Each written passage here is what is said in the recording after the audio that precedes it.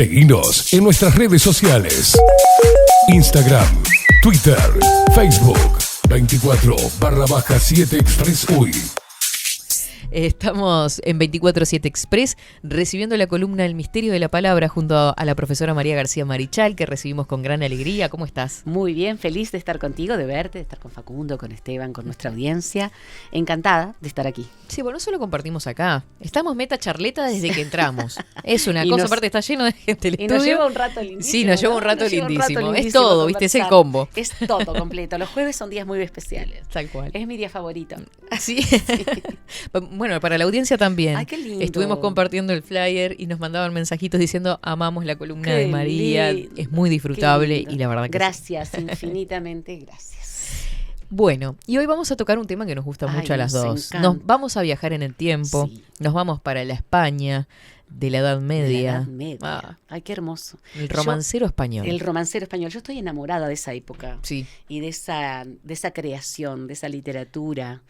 Tantas veces esa época llamada la Edad Oscura, ¿no? La Edad Oscura. Cómo fue titulada y cómo fue etiquetada de esa Exacto, manera, ¿no? Exacto. Tú sabes que el otro día, justamente hablando con colegas escritores y docentes, siempre la llamamos una etapa de oscurantismo. Mm. Nadie va a negar que hubo aspectos que fueron realmente duros en la Edad Media, pero la Edad Media fue muy fermental. Sí.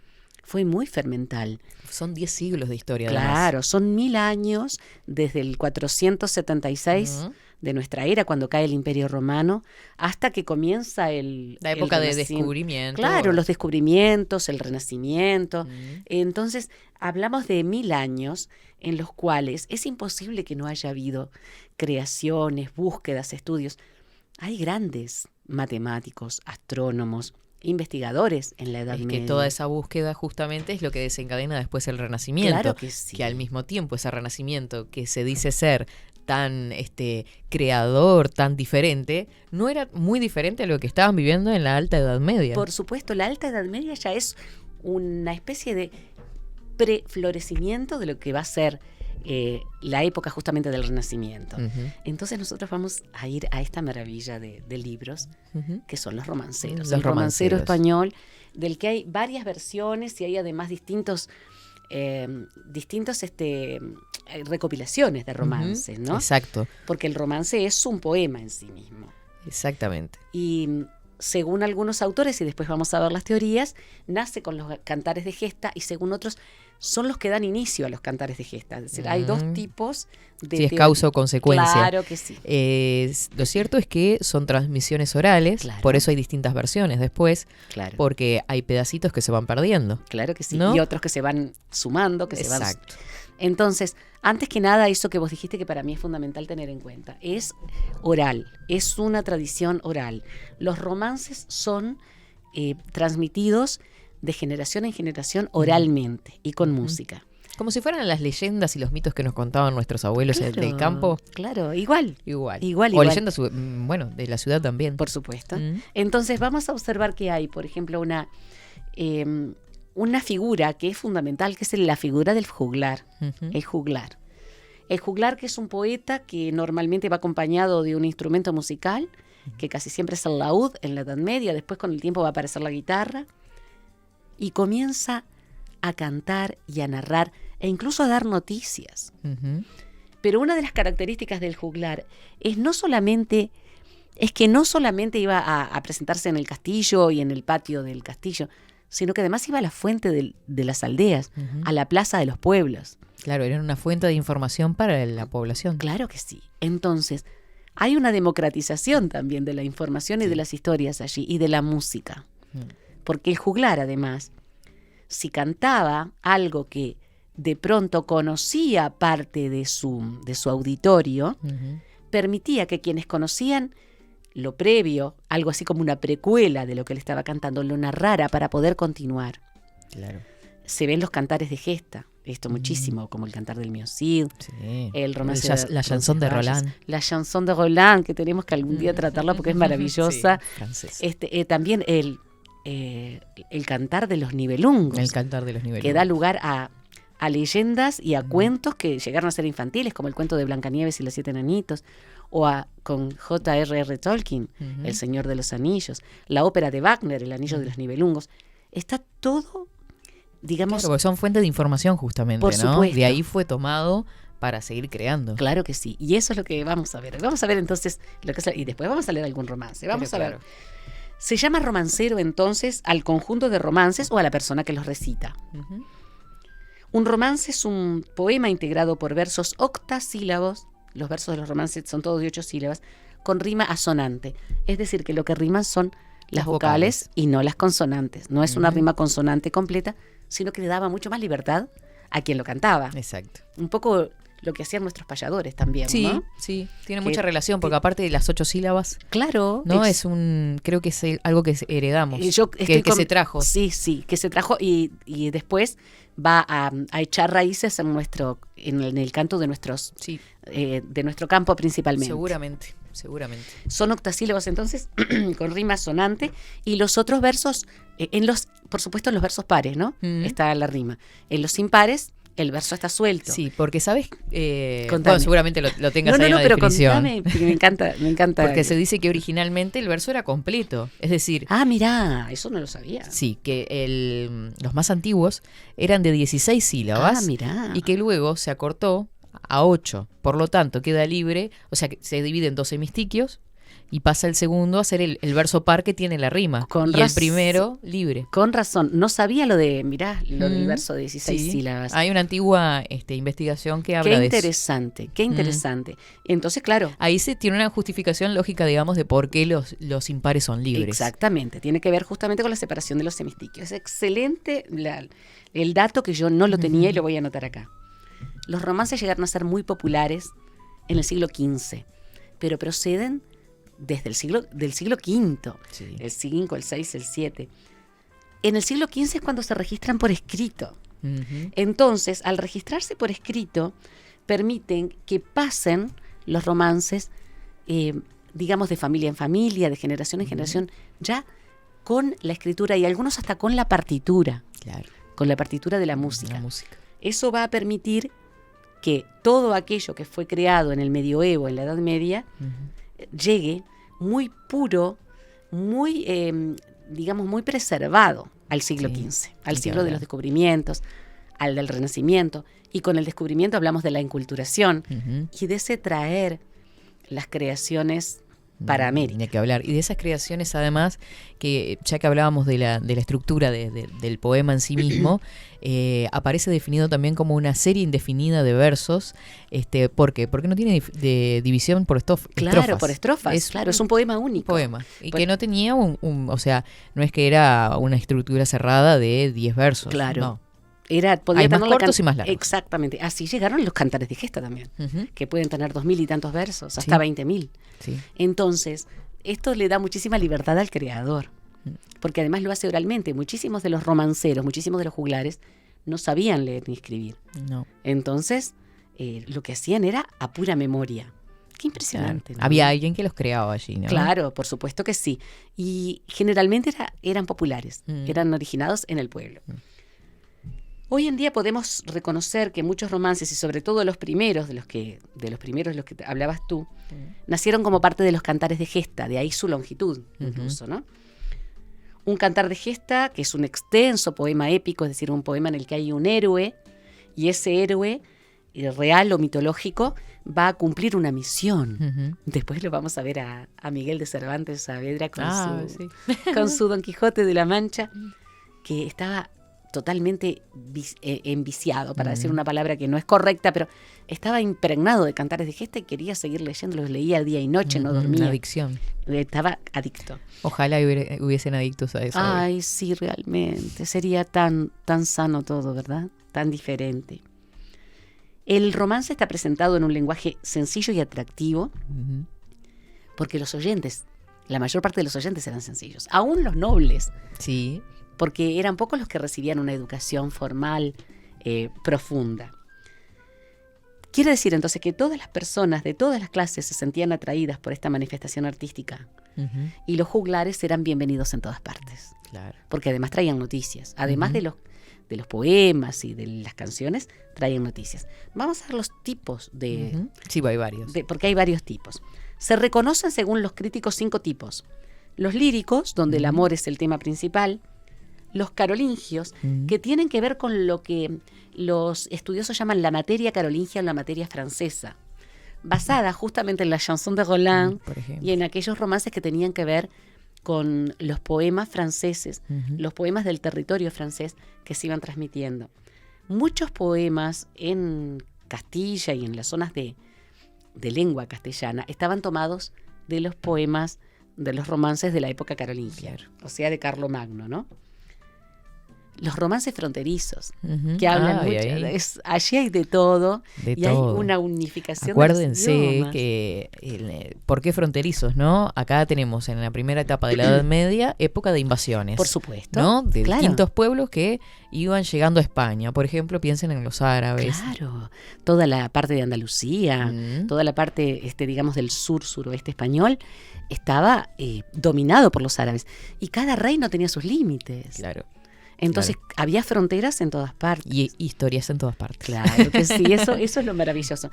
Nunca me voy a olvidar, no lo tengo acá para leer, pero aquel de moza tan fermosa non bien la frontera, como la vaquera de la Finojosa.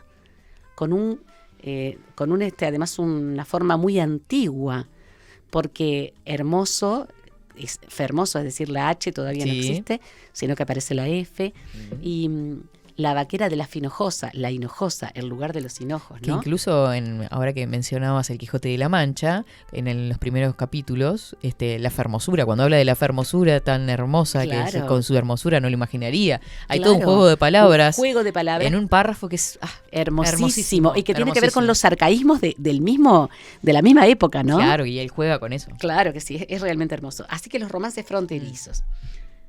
Los legendarios, que tienen que ver justamente con leyendas populares, y los históricos, basados en hechos reales. Claro, hechos del momento. Claro que sí. Eran como lo informativo. Claro. Los juglares eran los informativistas de la época. Hay romanceros, es decir, hay libros de compendios, libros de antológicos que tienen que ver justamente con la recopilación y el registro de estos romances.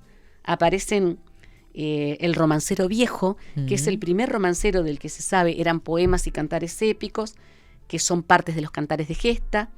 Uno de ellos forma el romancero general, que lo recopiló Agustín Durán. Y después aparece un romancero nuevo, que es una obra del siglo XVI, con poemas escritos desde mucho antes y que inspiraron a romances nuevos. Claro. Es decir, el romancero nuevo tiene romances antiguos, pero además tiene romances nuevos inspirados en los viejos. Claro. Después aparecen las flores. La flor del romance, flor nueva de romances viejos, distintas flores que eran justamente recopilaciones. Pero además se escribieron romances nuevos. Juan Ramón Jiménez, Luis de Góngora, los romances de Góngora, Antonio Machado, Lope de Vega. Bueno. ¿Qué te parece? Hermoso. Miguel de Cervantes Saavedra y Federico García Lorca, el romancero gitano. El romancero gitano, reviviéndolo en ese fin del siglo XIX, principios del XX, pero además con una musicalidad exquisita. Ese hombre es una tendremos que tratar a Federico, el gran Federico. Vamos a hablar de las teorías. Hay una teoría tradicionalista, lo hablábamos contigo antes de empezar el segmento.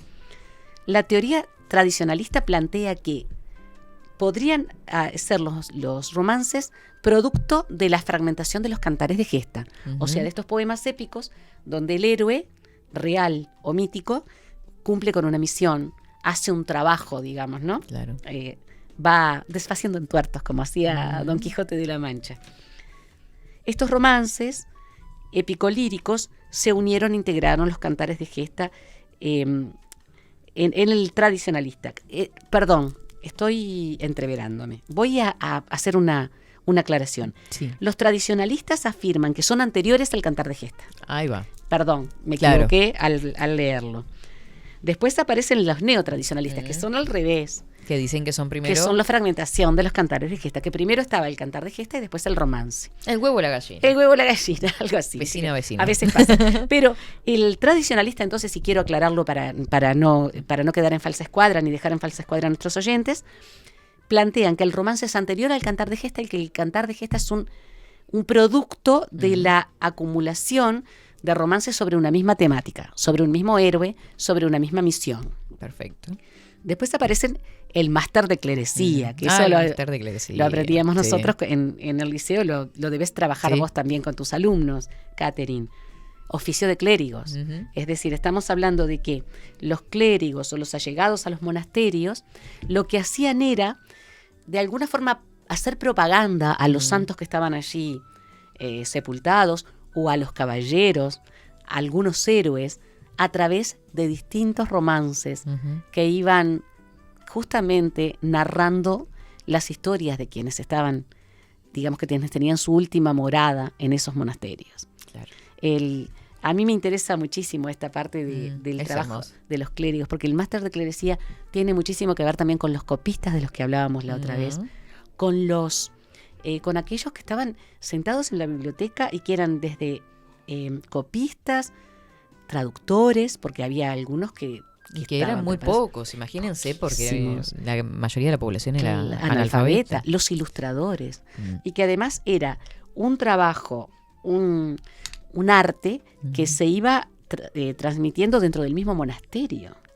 Y que a veces cuando había, por ejemplo, trasiego de monjes, copistas o traductores o ilustradores, eran como un tesoro, Ujú. porque ellos eran quienes generaban, quienes daban origen a los nuevos libros, a aquellos libros que iban a guardar toda la información y toda la poesía de esa época. Vos sabés que igual a mí siempre hago esto, ¿no? Que estamos leyendo en realidad los textos que ellos transcribieron, pero en realidad no es lo original, ni andás a ver si era lo que se había querido expresar también, ¿no? Muy ¿Qué- cierto. ¿Qué estamos leyendo en realidad? Muy cierto Me pasa lo que eso con los estás diciendo. traductores también. Muy cierto, porque es las decir, no es un texto original. Claro. Es algo que hubo la intervención de un humano, Qué de una mano. importante lo que estás diciendo, ¿viste? Es algo que es muy bueno de resaltar, porque nunca las traducciones son exactas y a veces hay incluso hasta Cambios. desinformaciones y cambios. Lo ven, por ejemplo, cuando en los doblajes de las películas y en los doblajes de los Exacto. programas de televisión. Se observa que a veces hay, por ejemplo, errores, porque somos humanos. Y allí también tenemos, además, en algunos casos, hasta intereses. Exacto, eso. Pueden ser errores o pueden ser intencionados. Intereses, claro, por supuesto. Y estamos hablando de monasterios, es Y decir, sí. estamos hablando de la iglesia, ¿no? Así que tenemos el tradicionalista, que afirma que primero fueron los romances y después los cantares de gesta, el máster de clerecía, que tiene que ver con los clérigos y con toda esa propaganda que se hacía dentro de los monasterios, y el neotradicionalista, Ujú. que sería justamente el que plantea que primero fueron los cantares de gesta, que se fueron fragmentando en los romances. Yo creo que hay un poco de cada cosa. Y sí. Tiene que haber un poco de cada cosa. No porque tenemos cómo saberlo tampoco a ciencia no, cierta. claro, porque ha pasado muchísimo tiempo. Ujú. Por supuesto, el cantar de gesta y los romances formaron parte al principio del imaginario colectivo. Ujú. Entonces hay allí lo que vos decías recién, una modificación que hace el mismo pueblo Claro. y que hacen las personas que van a escribirlos, que van a transmitirlos o que van a cantarlos. Bueno, es que, por ejemplo, cuando hablábamos esto de las historias que a veces se acortaban, porque claro, al ser tradición oral, uno apela a la memoria. Claro. Como decía Homero, ¿no? Claro, que la memoria... claro. que la diosa me ayude La a- diosa me ayude a recordar la historia de Claro. por ejemplo. Entonces, ¿qué pasaba con estos fragmentos? Tienen características como el comienzo abrupto, como el final trunco, porque se perdían pedacitos de historia. Claro. El fragmentarismo, el resumir mismo para ayudar a la memoria, es natural. Vamos a dar un discurso, por ejemplo, María.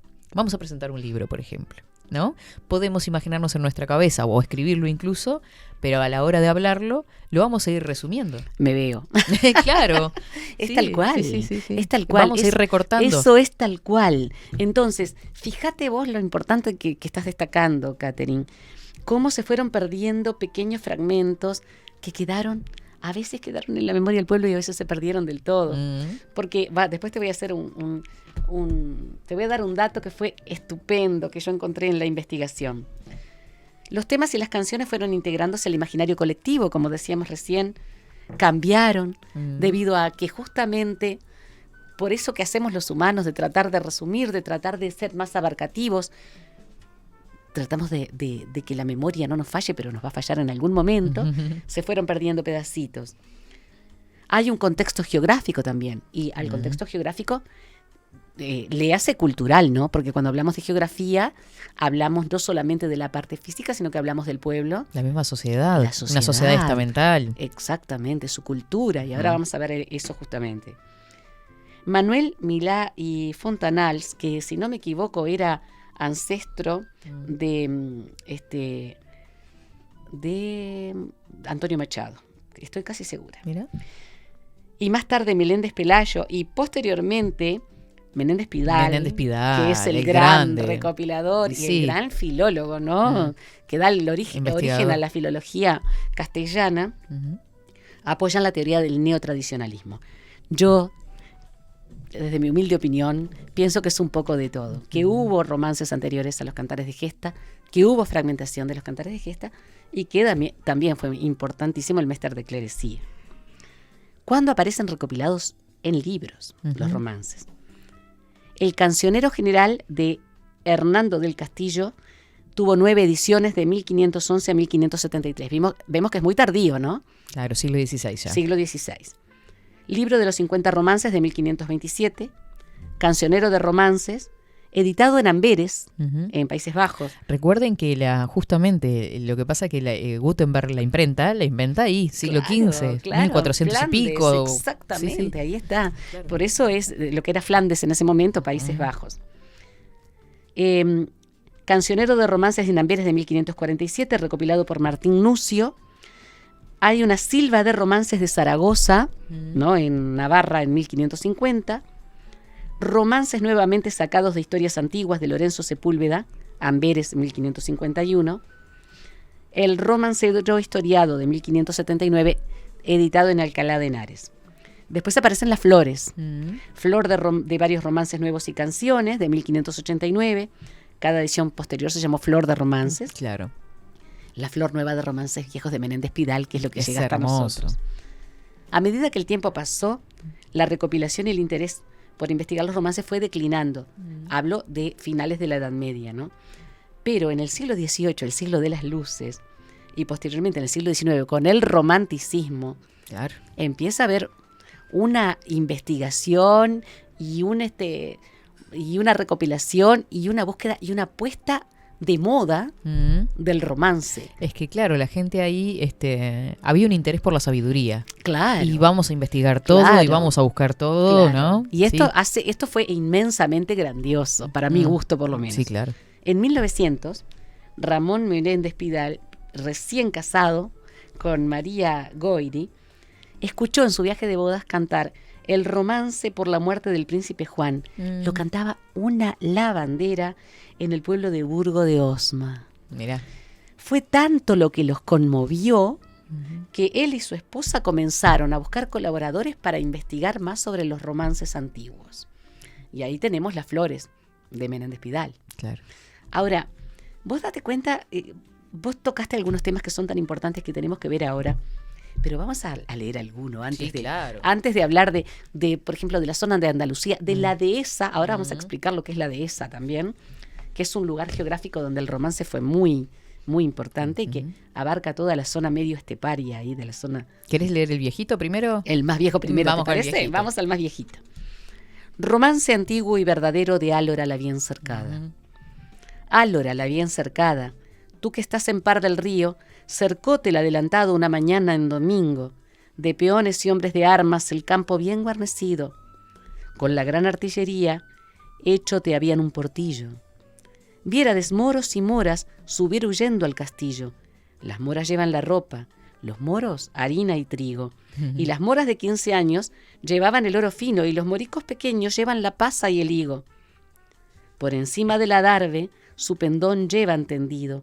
Allá detrás de una almena, quedado se había un morico con una ballesta armada y en ella puesto un cuadrillo, en altas voces diciendo que del real le han oído: tregua, tregua, adelantado, por tuyo se da el castillo.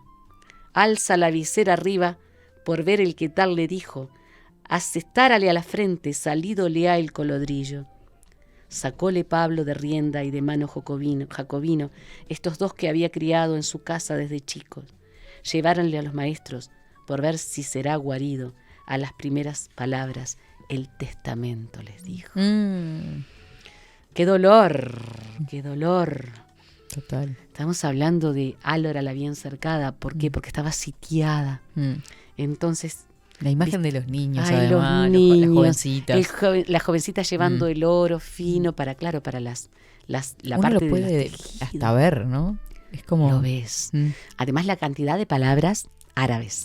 El lenguaje totalmente arabizado, establecido justamente por ese poblamiento de la región de Andalucía y de la Dehesa. La Dehesa es una región muy seca en el suroeste y centro español, que también es una palabra árabe, Dehesa, que es un producto del paisaje natural y el trabajo realizado por los pobladores desde el Neolítico. El trabajo ganadero y el trabajo agrícola modificaron totalmente el paisaje. Así como se modificaron los versos, se modifica el paisaje de la Dehesa. Es una zona donde aparecen, por ejemplo, gran cantidad de hierbas aromáticas como el romero, como el tomillo, como el hinojo, una zona de pastos secos y cortos que principalmente alimentan ovinos y caprinos, donde hay alcornoque, el árbol que produce el corcho, y de ahí la producción de corcho para las botellas de vino. Entonces es todo una manifestación geográfica muy articulada entre la sociedad y el paisaje.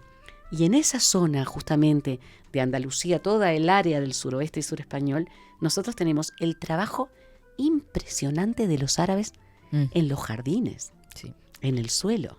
Claro, lo van a trabajar todo y toda la manifestación artística tan rica. Impresionante, la arquitectura. Me acuerdo de la Alhambra, por ejemplo, Facundo, el Palacio de la Alhambra, y toda esa manifestación artística, como decís tú, desde la arquitectura a la formación de los jardines, al riego, porque los árabes fueron maestros en el riego artificial, y por supuesto que el enriquecimiento de la dehesa con los cultivos que ellos establecieron.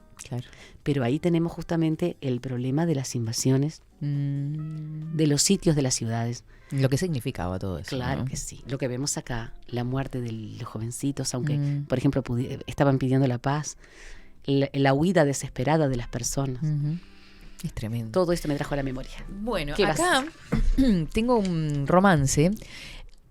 Para darle un contexto, vamos a hablar de Moriana. Que el nombre del a ver. Estamos con el palacio. Mirá, este es el paisaje del Palacio de la Alhambra.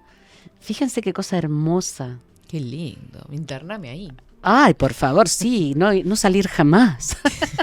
Está además los jardines interiores con las fuentes. Divino. Los surtidores de agua. Claro. Por ejemplo, había baños completos para las necesidades fisiológicas, pero además para bañarse. Y hay algunas fuentes internas dentro de los baños, fuentes que se considera que fueron, mirá lo que te voy a contar, los primeros bidets. Mira. Porque son pequeñas y tienen una apertura para grifo y el agua sale en chorro hacia arriba. Qué moderno. Se considera que es el origen del bidet y que fueron los árabes, que además eran gente extremadamente pulcra en su aspecto y en todo lo que tenían a su alrededor. No como los europeos, ¿no? No como el resto de los europeos. No. A ver, a Moriana, que además su nombre ya es... Sí, o sea, acá tenemos dos personas, Don Alonso y Moriana. Moriana, como su nombre lo indica, es de origen moro, o sea que piensen en una mujer que tiene una religión distinta, una cultura distinta, que está pintada acá seguramente por un español como una mujer bruja. Y Don Alonso, de origen español, que allá con ese don nos está dando la idea de que pertenece a la alta nobleza, por supuesto. Porque era un título nobiliario. Entonces, se llama Romance del veneno de Moriana. Ah, me encanta, me encanta. Madrugaba don Alonso a poco del sol salido, convidando va a su boda a los parientes y amigos. A las puertas de Moriana sofrenaba su rocino. Buenos días, Moriana. Don Alonso, bienvenido. Vengo a brindarte, Moriana, para mi boda el domingo. Esas bodas, don Alonso, deberían de ser conmigo. Pero ya que no lo sean, igual el convite estimo. Y en prueba de la amistad, beberás del fresco vino, el que solías beber dentro de mi cuarto florido. Moriana, muy ligera, en su cuarto se ha metido. 3 onzas de Solimán con el acero amolido, de la víbora a los ojos, sangre de un alacrán vivo. Bebe, bebe, don Alonso, bebe de ese fresco vino. Bebe primero, Moriana, que así está puesto en estilo. Levantó el vaso Moriana, lo puso en sus labios finos. Los dientes tienen menudos. Gota adentro, no ha vertido. Don Alonso, como es mozo, maldita gota ha perdido. ¿Qué me diste, Moriana? ¿Qué me diste en este vino? Las riendas tengo en la mano y no veo a mi rocino. Vuelve a casa, don Alonso. El día ya va corrido y se celará tu esposa si quedas acá conmigo. ¿Qué me diste, Moriana, que pierdo todo el sentido? Sáname de este veneno, yo me he de casar contigo. No puede ser, don Alonso, que el corazón te ha partido. Desdichada de mi madre, que ya no me verá vivo. Más desdichada la mía, desde que te hube conocido. Ay, vos es que tengo la piel erizada, ¿no? Y leído de esta forma. Además, ¿te das cuenta? De una intensidad dramática. Intensidad, claro. Sí. Y el amor dolida. Desdeñado de la mora, ¿no? Y el nombre El sentirse usada, claro. El tema de la honra tan importante para las dos culturas en España en Edad Media. Exactamente. Lo vemos para en los dos. Claro, lo vemos en los cantares de gesta. Lo vemos como el honor, como la honra están tan supervaloradas para, digamos, ser justamente una de las principales causas, muchas veces, de matar a otro, y aún dentro de la misma familia, ¿no? Claro, ni que hablar. Realmente. Vamos intenso. a compartir alguno más. Sí, vamos a ver, yo tengo unos cuantos. Este es uno muy viejo también, el romance de Fontefrida y con amor. Fontefrida, ¿no? Fuentefría. Fontefrida, Fontefrida, Fontefrida y con amor. De todas las avesicas van tomar consolación, si no es la tortolica que está viuda y con dolor. Por allí fuera a pasar el traidor de Ruiseñor. Las palabras que le dice llenas son de traición. Si tú quisieses, señora, yo sería tu servidor. Vete de ahí, enemigo, malo, falso, engañador, que ni pozo en ramo verde, ni en prado que tenga flor, que si el agua hallo clara, turbia la bebía yo. Que no quiero haber marido porque hijos no haya yo. No quiero placer con ellos, ni menos consolación. Déjame, triste enemigo, malo, falso, ruin, traidor, que no quiero ser tu amiga, ni casar contigo, no. Son dos aves que representan dos personas, ¿no? Tal cual. La traición del varón, cantada por una tortolita, o sea, por una jovencita, ¿no? Tremendo. Lee nosotros con esa voz preciosa. Este poema, este romance, ha sido musicalizado mucho. Lo tenemos muy presente si lo buscamos en YouTube o en cualquier plataforma. Sí. Romance del enamorado de la muerte. A mí me encanta porque fue el que estudiaron en el liceo. Claro, es que fue el primero que nos hicieron leer también a nosotros en el liceo. Un sueño soñaba anoche, soñito del alma mía. Soñaba con mis amores que en mis brazos los tenía. Vi entrar señora tan blanca, muy más que la nieve fría. ¿Por dónde has entrado, amor? ¿Cómo has entrado, mi vida? Las puertas están cerradas, ventanas y celosías. No soy el amor, amante, la muerte que Dios te envía. Hay muerte tan rigurosa, déjame vivir un día. Un día no puede ser, una hora tienes de vida. Muy deprisa se calzaba, más deprisa se vestía. Se va a la calle donde su amor vivía. Ábreme la puerta, Blanca, ábreme la puerta, niña. ¿Cómo te podré yo abrir si la ocasión no es venida? Mi padre no fue a palacio y mi madre no está dormida. Si no me abres esta noche, ya no me abrirás mi vida. La muerte me está buscando, junto a ti vida sería. Vete bajo la ventana, donde labraba y cosía, te echaré cordón de seda para que subas arriba, y si el cordón no alcanzare, mis trenzas añadiría. La fina seda se rompe, la muerte que allí venía. Vamos, el enamorado, que la hora ya está cumplida. Ay, qué impresionante, qué fortaleza tiene esta poesía, ¿no? No, es qué tremendo. fuerza, qué dolor. Sí. La muerte, el Claro, amor, el la des- vida, el destino. el Claro, le tiran un cordón de seda y es eso lo que lo mata, ¿te das cuenta, no? Es tremendo. Como que el destino estaba ya señalado. marcado. Es algo realmente hermoso. Y cómo se observa, esto está dentro de los romances líricos justamente, el amor como un tema fundamental ya en esta poesía. Sí.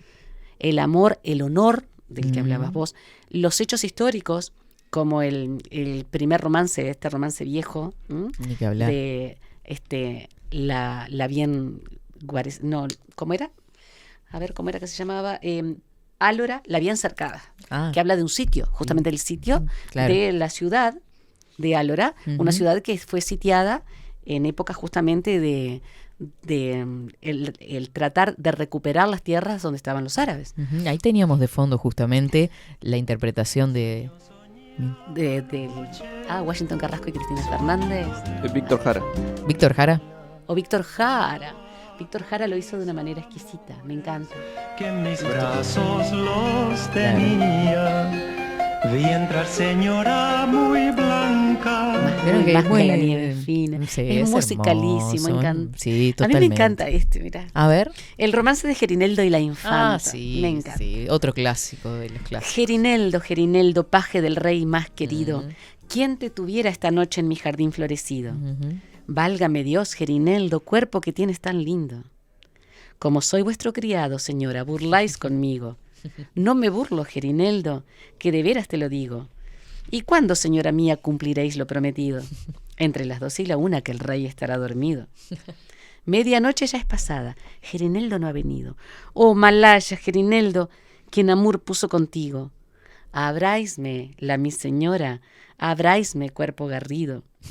¿Quién a mi estancia se atreve? ¿Quién llama así a mi postigo? No os turbéis, señora mía, que soy vuestro dulce amigo.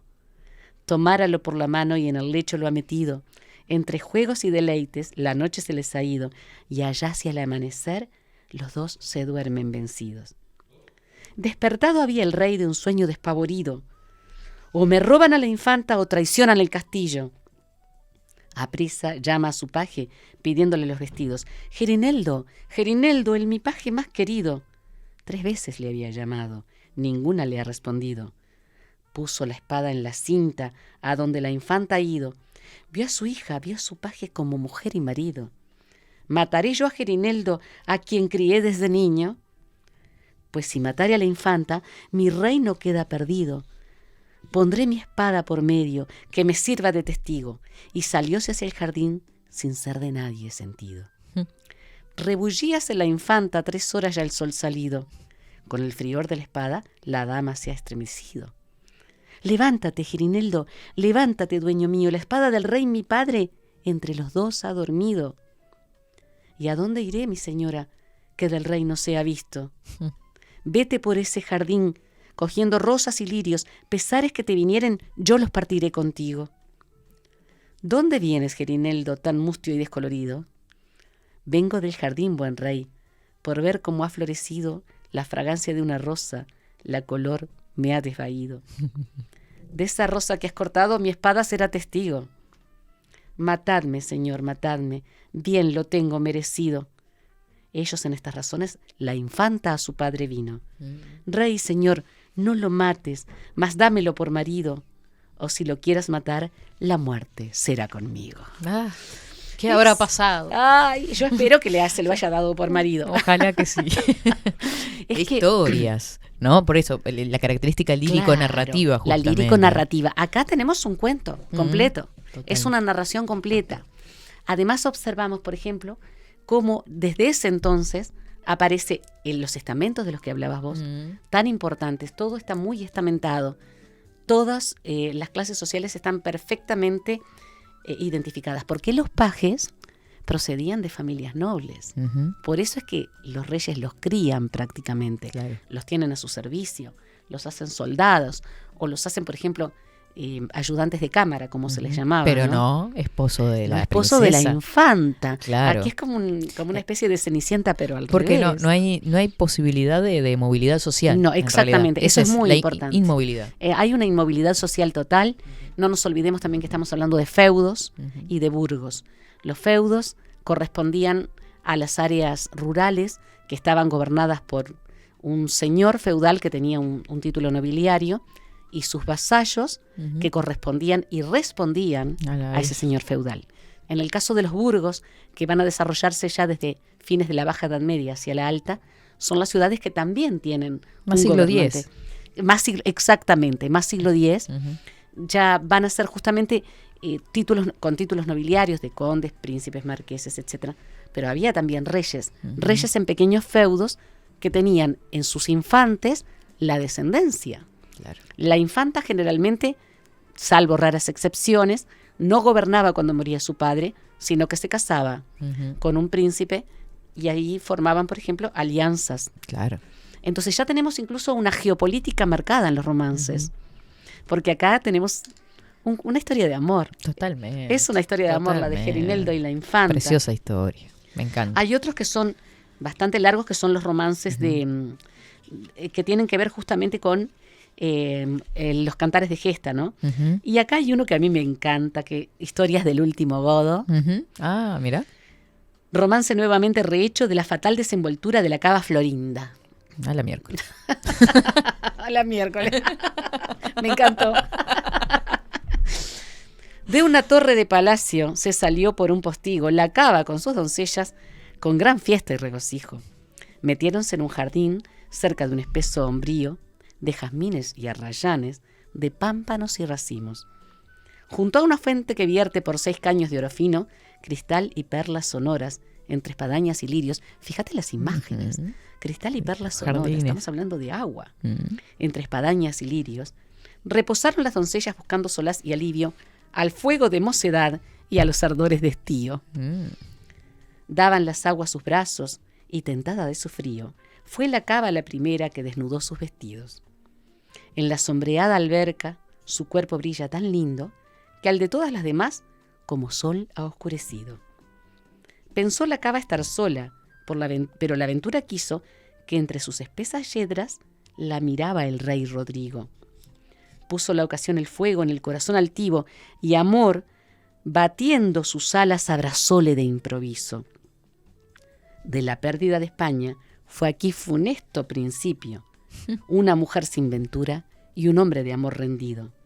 Florinda perdió su flor, el rey padeció el castigo, ella dice que hubo fuerza, él que gusto consentido. Si dicen quién de los dos la mayor culpa ha tenido, digan los hombres la cava y las mujeres Rodrigo.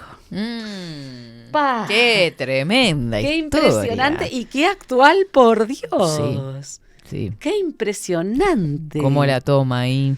Sí, es impresionante. Primero muy sensual. Muy ¿no? sensual, viste las Ya desde las imágenes los sonidos sensoriales. Claro. Sí. Todos los sentidos se ven comprometidos en este romance. Totalmente. Pero Además, después cuando ese dice Rodrigo que, bandido. Claro, las chicas van a aliviar los ardores de mocedad y los calores de estío. O sea, están en pleno verano, pero también está el ardor de mocedad. De la juventud. El fuego de la también, ¿no? juventud. Claro.